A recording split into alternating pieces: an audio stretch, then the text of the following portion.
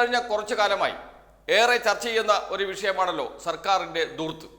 കേരളീയം തൊട്ട് നവകേരള സദസ്സ് തൊട്ട് കേരളം വലിയ ധൂർത്താണ് എന്ന് പറഞ്ഞുകൊണ്ടിരിക്കാൻ പ്രതിപക്ഷം എപ്പോഴും തയ്യാറാകുന്നുണ്ട്.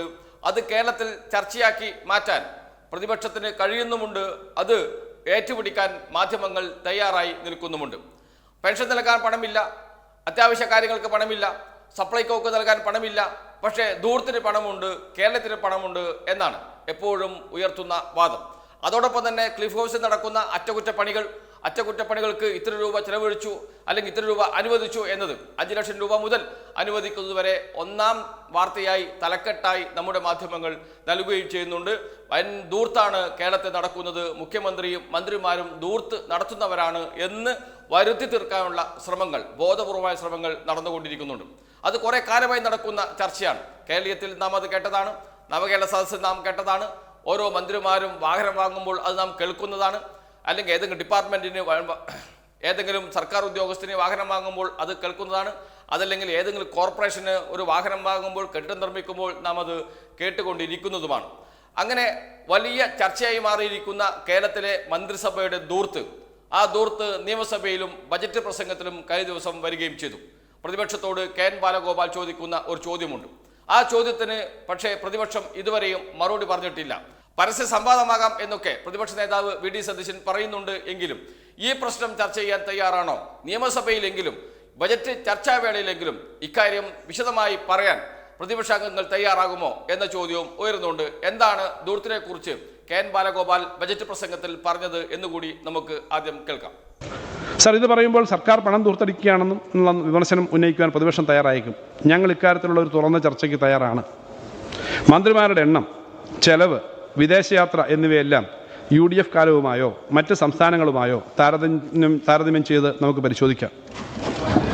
അത്തരം ആരോപണങ്ങൾക്കൊന്നും യാതൊരു അടിസ്ഥാനവുമില്ല എന്ന് മാത്രമേ പറയുന്നുള്ളൂ. കെ.എൻ. ബാലഗോപാൽ ധനമന്ത്രി വ്യക്തമായി പറയുന്നു, കേരളത്തിൽ ധൂർത്ത് എന്നാണല്ലോ നിങ്ങൾ പറഞ്ഞുകൊണ്ടിരിക്കുന്നത്. കോൺഗ്രസ് ഭരിക്കുന്ന സംസ്ഥാനങ്ങളുടെ മന്ത്രിമാർ അവർക്ക് വേണ്ടി ചെലവഴിക്കുന്ന തുക എത്രയാണ് എന്ന് നമുക്ക് പരിശോധിക്കാം. അതല്ലെങ്കിൽ മറ്റ് സംസ്ഥാനങ്ങളിലെ മന്ത്രിമാർ, മറ്റ് പാർട്ടികൾ ഭരിക്കുന്ന സംസ്ഥാനങ്ങളിലെ മന്ത്രിമാരും മന്ത്രിസഭകളും അവർ വാങ്ങിക്കുന്ന വാഹനം ഏതാണ്, സഞ്ചരിക്കുന്ന വാഹനം ഏതാണ്, അവർക്ക് എത്ര പൈസയാണ് വിവിധ ആവശ്യങ്ങൾക്ക് നൽകുന്നത് എന്നത് നമുക്ക് കേരള നിയമസഭയിൽ ചർച്ച ചെയ്യാം. അതും ഇതുമായി എന്ന് വെച്ചാൽ കേരളവുമായി ഒന്ന് താരതമ്യം ചെയ്തു നോക്കാം എന്നാണ് പ്രതിപക്ഷത്തെ നോക്കി കെ.എൻ. ബാലഗോപാൽ ചോദിച്ചത്. അത് ഒരു പ്രധാനപ്പെട്ട ചോദ്യം തന്നെയാണ്. നമുക്കറിയാം, തൊട്ടടുത്ത കോൺഗ്രസ് സംസ്ഥാനമാണ് കർണാടക. ആ കർണാടകയിൽ മുഖ്യമന്ത്രി സഞ്ചരിക്കുന്ന കാറും കേരളത്തിലെ മുഖ്യമന്ത്രി സഞ്ചരിക്കുന്ന കാറും ഒന്ന് താരതമ്യം ചെയ്ത് നോക്കിയാൽ മതി. ഇനി മുഖ്യമന്ത്രി പോകട്ടെ, മന്ത്രിമാർ സഞ്ചരിക്കുന്ന കാറുകൾ ഏതൊക്കെയാണ് എന്ന് നോക്കിയാൽ മതി. കേരളത്തിലെ മന്ത്രിമാർ സഞ്ചരിക്കുന്ന കാർ ഏതൊക്കെയാണ് എന്ന് നോക്കിയാൽ മതി. അങ്ങനെ താരതമ്യം ചെയ്ത് നോക്കിയാൽ കൃത്യമായും മനസ്സിലാകും, കേരളത്തിന് പുറത്തുള്ള കോൺഗ്രസ് ഭരിക്കുന്ന സംസ്ഥാനങ്ങളിൽ, BJP ഭരിക്കുന്ന സംസ്ഥാനങ്ങളിൽ, മറ്റ് രാഷ്ട്രീയ പാർട്ടികൾ ഭരിക്കുന്ന സംസ്ഥാനങ്ങളിൽ മന്ത്രിമാരും അതോടൊപ്പം തന്നെ മുഖ്യമന്ത്രിയും ഒക്കെ സഞ്ചരിക്കുന്ന വാഹനങ്ങളും അവർക്ക് ലഭിക്കുന്ന തുകയും ശമ്പളവും എല്ലാം ഒന്ന് കണക്കാക്കി നോക്കിയാൽ, അവർ താമസിക്കുന്ന വീടും അതിനുവേണ്ടി ചെലവഴിക്കുന്ന തുകയും ഒന്ന് കണക്കാക്കി നോക്കിയാൽ മനസ്സിലാകും കേരളം അത്രയൊന്നും ധൂർത്ത് കാണിക്കുന്നില്ല എന്ന്. കേരളം വളരെ മിതമായാണ്, കേരള മന്ത്രിസഭ വളരെ മിതമായാണ് സഞ്ചരിക്കുകയും ജീവിക്കുകയും ചെയ്യുന്നത് എന്ന്. അതൊരു യാഥാർത്ഥ്യമാണ്. ആ യാഥാർത്ഥ്യം എന്തുകൊണ്ടാണ് പ്രതിപക്ഷം ഉൾക്കൊള്ളാത്തത്? അതിന് കൃത്യമായ മറുപടിയുണ്ട്. കാരണം ധൂർത്ത് എന്ന് പറയുകയും അതൊരു രാഷ്ട്രീയ പ്രശ്നമാണ്. കാരണം പെൻഷൻ കൊടുക്കാൻ പണമില്ല, കൃത്യമായി വിതരണം ചെയ്യാൻ കഴിയുന്നില്ല. അതേപോലെ തന്നെ കേരളത്തിൽ ആവശ്യമായ സപ്ലൈകോക്ക് പണം നൽകാൻ പൈസയില്ല എന്ന് പറഞ്ഞ് അത് വലിയ വാർത്തയാക്കി മാറ്റുകയും അതോടൊപ്പം തന്നെ ധൂർത്ത് എന്ന മറ്റൊരു ബിംബം കൂടി കൊണ്ടുവന്നില്ല എങ്കിൽ മറ്റേത് നിൽക്കില്ല. അത് അല്ലെങ്കിൽ പെൻഷൻ നൽകുന്നില്ല എന്ന് പറയുന്ന വാർത്ത, ആ വാർത്തയ്ക്ക് ഒരു പൊടിപ്പും തൊങ്ങലും വേണമെങ്കിൽ തൊട്ടിപ്പുറത്ത് സർക്കാർ വൻ ധൂർത്ത് നടത്തുകയാണ് എന്ന് പറഞ്ഞു വെക്കണം. ധൂർത്ത് നടത്തുന്ന സർക്കാരിന് ഇതിന് പൈസയില്ല, എന്തുകൊണ്ടാണ് ഞങ്ങൾക്ക് പൈസ തരാത്തത്, നിങ്ങൾ ധൂർത്ത് നടത്തുകയാണല്ലോ എന്ന ചോദ്യം ചോദിക്കണം. ആ ചോദ്യം ചോദിപ്പിക്കണം ആളുകളെ കൊണ്ട്, പെൻഷൻ വാങ്ങുന്നവരെ കൊണ്ട്. അതിനു വേണ്ടിയിട്ടാണ് ഈ കളികളൊക്കെ നടക്കുന്നത്. അത് കോൺഗ്രസിൻ്റെ രാഷ്ട്രീയ ലക്ഷ്യമാണ്, കോൺഗ്രസിൻ്റെ രാഷ്ട്രീയ ആവശ്യമാണ്.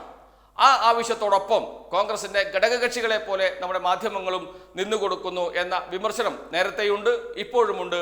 ഏതായാലും ഈ ചോദ്യത്തിന്, കെ.എൻ. ബാലഗോപാൽ ചോദിച്ച ചോദ്യത്തിന് മറുപടി കൊടുക്കാൻ അല്ലെങ്കിൽ ആ വെല്ലുവിളി സ്വീകരിക്കാൻ, കെ.എൻ. ബാലഗോപാൽ ഉയർത്തിയ നിയമസഭയിൽ ബജറ്റ് പ്രസംഗത്തിൽ പറഞ്ഞ ആ വെല്ലുവിളി സ്വീകരിക്കാൻ കേരളത്തിലെ പ്രതിപക്ഷത്തിന് കഴിയുമോ? എന്ന ചോദ്യം ഉയരുന്നുണ്ട്. നിയമസഭയിൽ ബജറ്റുമായി ബന്ധപ്പെട്ട് നടക്കുന്ന ചർച്ചയിൽ ഇക്കാര്യം ഉന്നയിക്കാൻ ഓരോ സംസ്ഥാനത്തിൻ്റെയും മന്ത്രിമാർ ചെലവഴിക്കുന്ന അല്ലെങ്കിൽ അവർക്ക് വേണ്ടി സർക്കാർ മാറ്റിവെക്കുന്ന തുക എത്രയാണ് എന്ന് പരിശോധിക്കാൻ തയ്യാറുണ്ടോ എന്ന ചോദ്യം ഉയരുന്നുണ്ട്. അതോടൊപ്പം തന്നെ കേരളത്തിലെ ഗവർണർ പ്രതിപക്ഷത്തിന്റെ ഏറ്റവും വലിയ നേതാവാണല്ലോ. കേരളത്തിന്റെ പ്രതിപക്ഷ നേതാവ് ആരാണ് എന്ന് ചോദിച്ചാൽ വി.ഡി. സതീശനല്ല, ആരിഫ് മുഹമ്മദ് ഖാനാണ് എന്ന് പറയേണ്ട അവസ്ഥയിലേക്കാണ് കാര്യങ്ങൾ പോകുന്നത്. കേരളത്തിലെ മാധ്യമങ്ങളെല്ലാം ആരിഫ് മുഹമ്മദ് ഖാന്റെ പിറകെയാണ്. ആരിഫ് മുഹമ്മദ് ഖാൻ തുമ്മിയാൽ പോലും വാർത്ത നൽകുന്ന മാധ്യമങ്ങളുണ്ട്, വെണ്ടക്ക നിരത്തുന്ന ബ്രേക്കിംഗ് ന്യൂസ് കൊടുക്കുന്ന മാധ്യമങ്ങൾ കേരളത്തിലുണ്ട്.